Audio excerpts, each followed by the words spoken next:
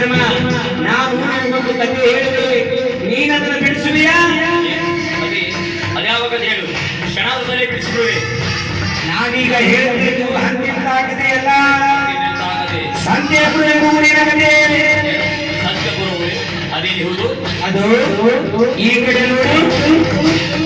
ಯಾರಿಗೂ ಹುಚ್ಚಿ ಹೀಗೆ ಮಾಡುತ್ತಿರೋಣ ವಿಕ್ರಮ, ನಾನೀಗ ಹೇಳಬೇಕು ಈ ಹುಚ್ಚಿಯ ಕಥೆಯಲ್ಲಿ. ಹುಚ್ಚಿಯ ಕಥೆ?